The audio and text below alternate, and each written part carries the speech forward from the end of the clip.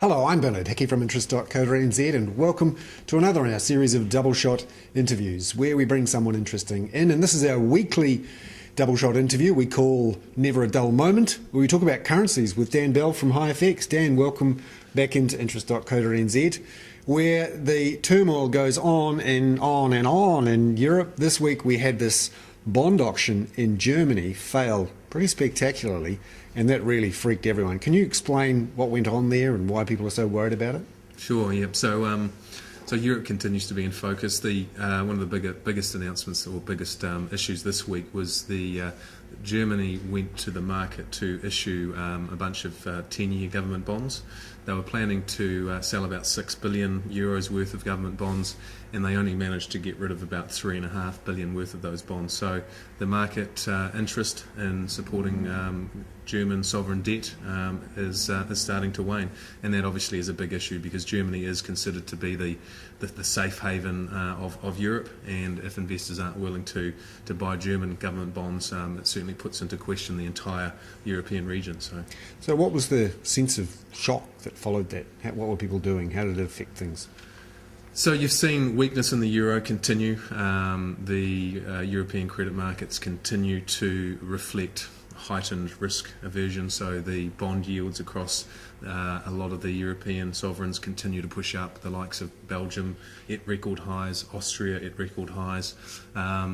Germany's interest rates, the 10-year government bond is still sitting around the low 2% sort of range, around the same level as the UK, and they are still considered safe havens relative to Italy, Greece, France, Spain, Portugal, Ireland, any other economy in the euro region. So their interest rates are low. So you could argue that because the interest rates in Germany at the moment are so low, perhaps there is a little bit of a weakening in demand there because who wants to lock in 2% for 10 years? Elsewhere in Europe, Dexia, the Belgian bank, we all thought had fallen over and been rescued, back in the news again. Yep. So Dexia is a Belgium-based or owned bank, and they've got a pretty big footprint across Europe. They were in the news a little while ago, looking like they were basically going to go under. They came out with a restructure plan, which basically took a lot of the bad assets and segregated them out of the bank, so a good bank, bad bank scenario. But they've come out to the market this week and basically said that the negotiations have been hitting the skids. France is up for quite a large percentage of the €90 billion required to shore up Dexia's balance sheet. So one of the credit rating agencies was out this week saying, well, at the end of the day, France doesn't have a lot of money at the moment. So AAA at risk. AAA at risk, and it's been doing the rounds. The whole the risk with France losing their AAA credit rating continue to increase by the day. So chances are, in my opinion, and from what I've read from offshore economists and analysts, is that France will lose its AAA credit rating sometime early next year.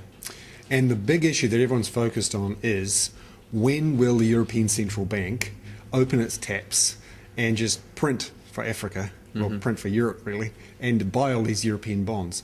And the big debate there is between the French and the Germans. Give us a sense of the intensity of that debate, what people are thinking, where we go from here. Yeah, sure. So naturally, France want the ECB to be more active in the bond market. They've got their own big issues, and with government debt to GDP up around 90%, it would be good for them if the ECB was more active. Germany, on the other hand, they have this core sort of price stability focus, and they don't like the underlying idea of the ECB intervening as active in the bond markets. But everyone's starting to ask the question: what other options do they have? So, there's been a lot of talk and discussion about the ECB being more active in the bond market, and also some type of fiscal unity in Europe to bring this mess together. And there's a lot of conflict of ideas and philosophies involved in that process, and a lot of potential issues with it going forward. And a race against time, because a lot of the banking system in Europe essentially has ground to a halt in terms of lending to each other, and they're all relying on the European Central Bank just to keep afloat. That's right. So this week, Tuesday, this week the European Central Bank had more interest from banks in terms of getting support in over 2 years. So the ECB are at this stage the lender of last resort, and if they're not participating in the wholesale credit markets, essentially the markets would be frozen. So it is getting to some real seriousness up in Europe. And the Europeans are thinking about a fiscal union, but as I understand it, it would require some changes to their treaties and potentially referendum votes in more than a dozen countries. Yeah, well, it's certainly not going to happen overnight, that's for sure. And we've seen how they've responded to the issues at hand to date. And any fiscal unity is going to require a lot of cooperation, and with 17 different EU nations, potentially voting on some type of fiscal unity, it's going to be difficult to pull off. And ultimately, a lot of those European sovereigns will have to give Germany the power, and that is going to be something hard to sell to the broader European peripherals. So leaving the European disaster zone and going into the American one, we had the super committee being super useless this week and not coming up with a deal. How did markets respond to that? Yeah, so the US Super Committee, who have got the job of cutting $1.2 trillion in government spending, failed to reach an agreement on Wednesday. So they'd set themselves a deadline, which to me seems stupid, because we've seen how many issues they've had up in the States recently in terms of coming to any conclusions on their debt and fiscal situation. So they failed to come up with anything, and that continues to hover in the background. It's not an easy thing, cutting $1.2 trillion in government spending, and I think they're looking at all the different entitlement programs that they have in the States.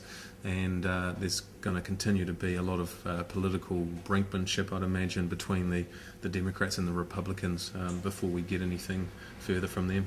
Now, cross into China, where some concerning news about factory output. So China had released a Purchasing Managers Index report this week, which came in at a 32-month low. So that gave markets another scare, and obviously anything to do with China at the moment, because they've been the saving grace of the global economy over the last couple of years, is really concerning investors. So we know that China has been slowing. How much slower can China get? We don't know. I mean, they are still expected to generate economic growth of something in the region of sort of 8%, but certainly the prospects of a hard landing in China would be the final nail in the coffin, really, in terms of what we're going through at the moment and the potential downside for risk. Any signs that the Chinese, though, are beginning to ease, to take their foot off the brake? Yes, there is. Yeah, there is signs that they're reducing the ratios that the banks need to hold, so trying to loosen up the banking system there. And I would imagine with inflation easing in China, that's going to continue. So I'd imagine that China will be loosening monetary policy over the next few months, hoping to give their economy a little bit more of a push. So back closer to home, the New Zealand dollar, as you suggested late last week, has come off its highs as there's more drama around Europe, seen as a riskier currency, risk off, getting out of the New Zealand dollar. What sort of ranges is it shaping up to be in now, and what might affect it over the next couple of weeks? Yeah, so we made an 8-month low around 73.80 in the last 48 hours. It was actually a US holiday overnight, Thanksgiving holiday, so we were a bit quiet overnight, but overall we're sitting around 74 cents at the moment. Continue to track offshore sentiment. The euro versus the US dollar also under pressure, down around 133. The Aussie dollar also sitting around 97 cents or so at the moment. So the Kiwi dollar for us continues to look like there's more downside risk. We see 73.50, 73.80, but I think we could easily drop down towards 71.80, 72 cents. 71.80 was the low that we reached back in March this year after the Japanese tsunami and earthquake. And if you look at the Kiwi dollar in any 12-month period, even in a normal year, it averages a range of about 20%. So, where we are at the moment, you could easily see the New Zealand dollar down another 10 or 20%. I know that's a bit of a difficult thing for importers to swallow at the moment, but if you look at the 10-year average in the New Zealand dollar, it's around 65.5, 66 cents. We're still sitting around 74, which is 10% above that 10-year average. So if Europe was to go even further down the down the hole, that would mean more risk off and the New Zealand dollar lower. Correct. Yeah, absolutely. Yeah, we would be under a lot of pressure as the risks in Europe continue. The New Zealand dollar is much less attractive to offshore investors, and we still have in our private sector huge offshore borrowings through the banks, and as these global credit markets continue to tighten up, it's going to make it a lot more difficult for us to raise funds offshore. And looking ahead against the euro and the pound? Yeah, we continue to drift off. I mean, we've stabilised against the euro and the pound. We're sitting around sort of 47.5 against the pound, around 55.5 against the euro. Again, we're tracking this offshore sentiment, and we will be less attractive to investors in this current environment with the prospects of this credit crisis getting worse. So we see further downside for the Kiwi dollar against those European cross rates. It's the irony, isn't it? The weak euro and the weak pound, yet ours is even weaker than them. Yeah, well, that's right. Yeah, it is counterintuitive, and it's kind of hard to get your head around. But at the end of the day, a lot of the activity that you see in the New Zealand dollar by offshore investors is driven by sentiment. So if investors are feeling a little bit uncertain about the future, then they're going to take their money home back to the US dollar or the Japanese yen, or back into another perceived safe haven asset or currency. So we go lower. We think that the Kiwi dollar should find some support against those European cross rates, because ultimately we still have a far better economy than Europe or the UK, and our prospects going forward.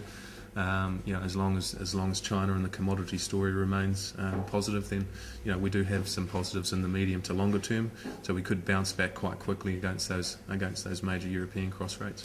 And the election result, we of course don't know what it is, but the markets will watch that closely on Monday morning.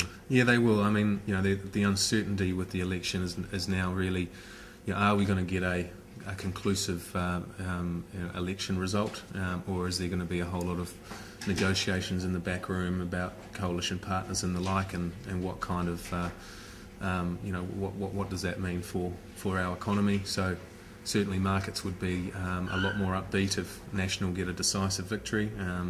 The reality is we don't know that yet, so we'll certainly be watching the results on Saturday and see what the markets do on Monday. Excellent. Dan Bell there from HiFX with Never a Dull Moment. I'm Bernard Hickey for interest.co.nz.